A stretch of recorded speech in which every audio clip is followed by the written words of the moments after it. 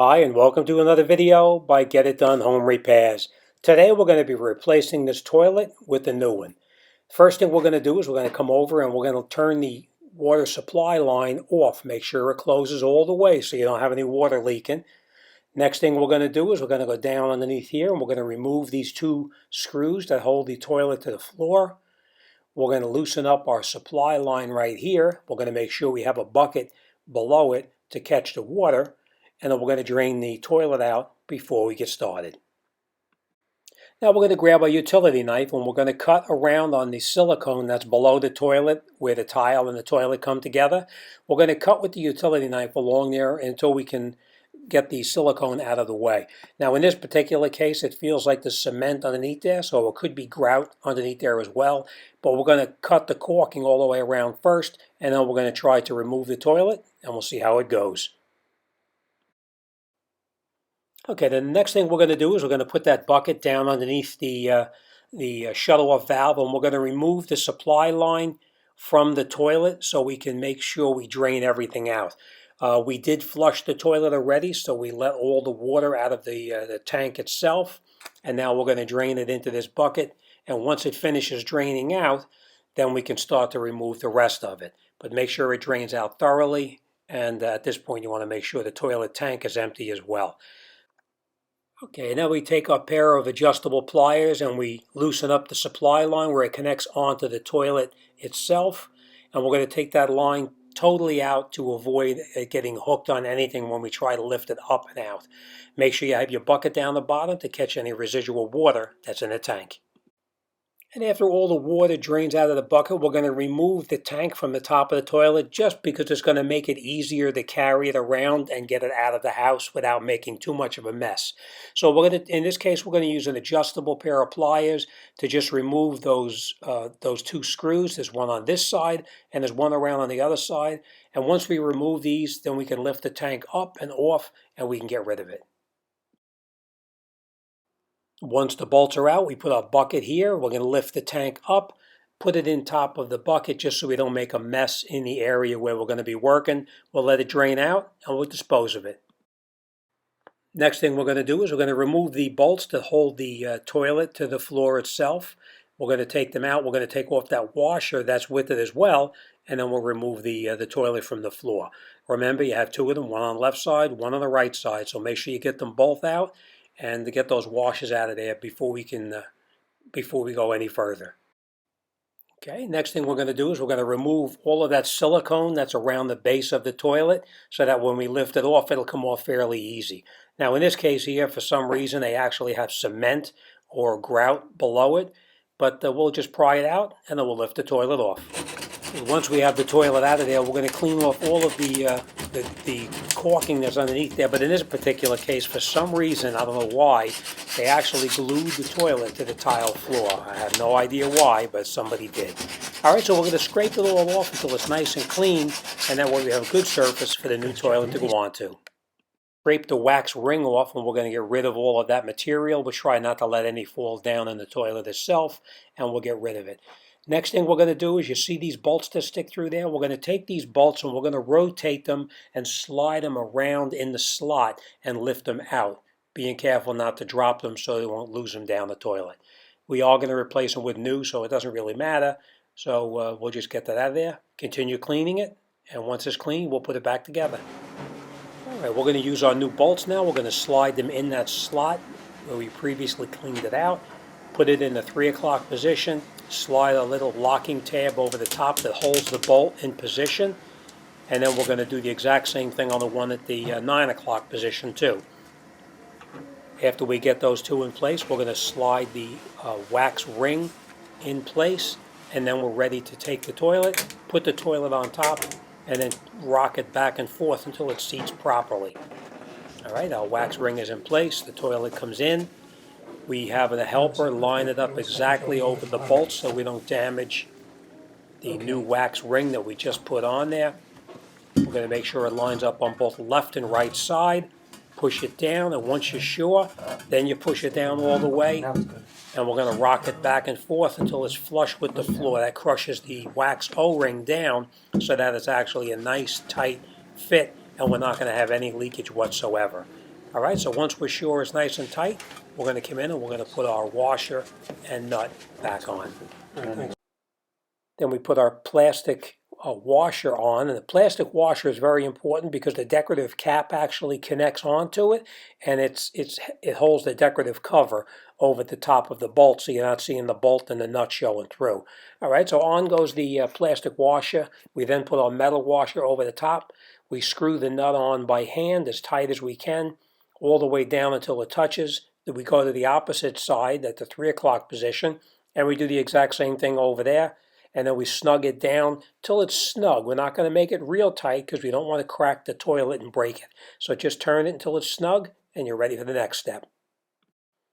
Next, we turn the tank upside down, put our washer on, the rubber washer that comes with the new unit, push it down until it goes no further, and then we're going to take the tank and set it on top of the toilet base, and we have our bolts that we're going to bolt it through with our washers on it.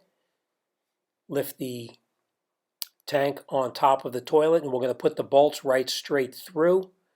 Remember, you have the rubber washer on first, and the goes through the top of the tank itself until it comes out through the bottom.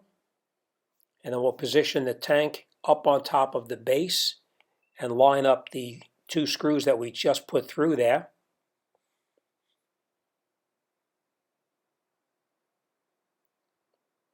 All right, and then once we have it down in there and it's set into position, we're going to take the other washer and nut that came with it, and we're going to screw that on. That's the washer, that's the nut. On goes the washer and the nut, and we're just going to catch it lightly for now, and then we'll come back with a screwdriver and a wrench and we'll tighten it up later on. But for now, we're just going to catch the one, and then we'll go around to the other side, and we'll do the exact same thing on the other side. We're going to catch the washer and the nut on the other side, and then we're going to tighten it down so that the tank itself is nice and level on top of the base of the toilet. We're not going to over-tighten it because we don't want to crack anything and break it, so just snug it down until it's even, and you're good to go. Next, we'll hold the screw on the top and we'll tighten it up with the ratchet down on the bottom, and we're going to alternate from left side to right side so that we make sure the tank tightens down on top of the base nice and even. Okay. Once we have that tightened down, we're going to grab our supply line and we're going to install our supply line. Now remember, when you're putting the supply line on, the supply line doesn't have to be tight. You just have to hold it so it's perfectly straight when it comes out. You don't want it going on crooked. Then we're going to snug it down. Remember, inside the supply line is actually a rubber washer inside there. So we don't need to make it real tight because you'll damage the washer. We just need to bring it down until it touches it, and then we just go a little bit further past that point to make sure that we don't have any leaks from the connection between the valve and the new hose we're installing. All right, so we're going to snug it up.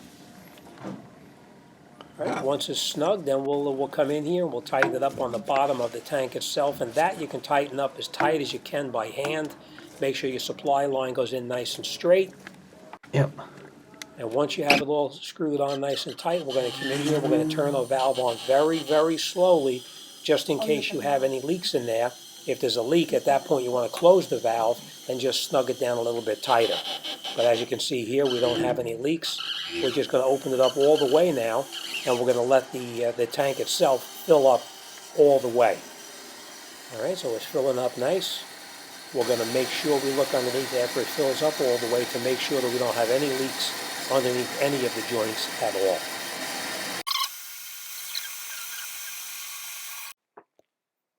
After it's filled up all the way, we're going to just look around to make sure we have no leaks anyplace. We're going to look around to make sure that the seals are all nice and tight, that our supply line is not leaking, making sure that the bolts that secure the tank to the toilet base itself is nice and dry.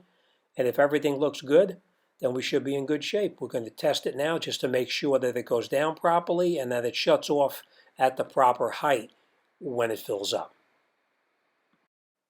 Next, we're going to get ready to put our decorative cap on top, but these bolts are a little bit too long. When you put the decorative cap on top of it, it's going to hit into the cap and it's not going to push down and snap onto the plastic base correctly. So we're going to cut it with the hacksaw. We're just going to cut it about 3/4 of the way through, and then we'll get in here with a wrench or a pair of pliers, and we'll just rock it back and forth, and we'll pull it off.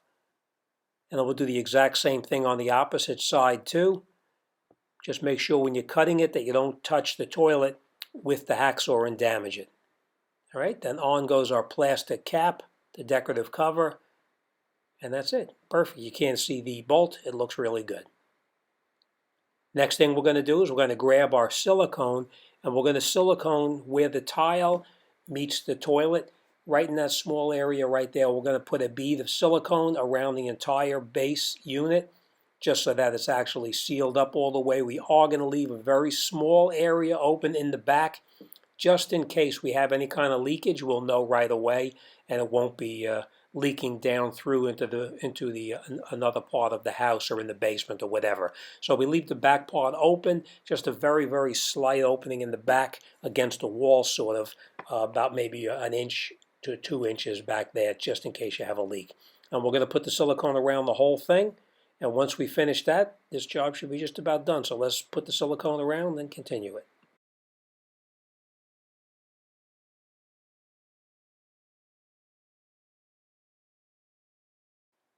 Next, we grab the toilet seat. We put the plastic bolts that are provided with the seat, put it on there through the top. We grab the nut that's on the bottom, screw it on by hand as tight as we can. Then we come up in here with a Phillips head or a flathead screwdriver, whichever works for you.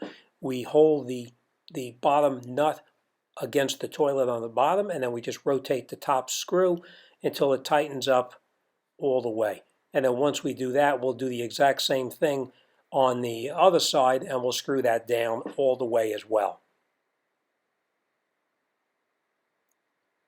Put the nut through the bottom. Put our screwdriver in it, whether it's flat or Phillips, it's personal preference. Tighten it down until it's snug. We do not have to make these real tight. We're just going to snug them down, and that should be it. Next thing we do is the caps are going to push down over the top of where the bolts went through, so that way you won't even see it. We'll push the caps down, and then that's it. This job should be finished. All right, that's the finished job. As you can see, it actually is perfect. Just take your time, make sure you have no leaks inside the system, and you should be good to go. All right, as always, thanks for watching, and I'll see you guys on the next one.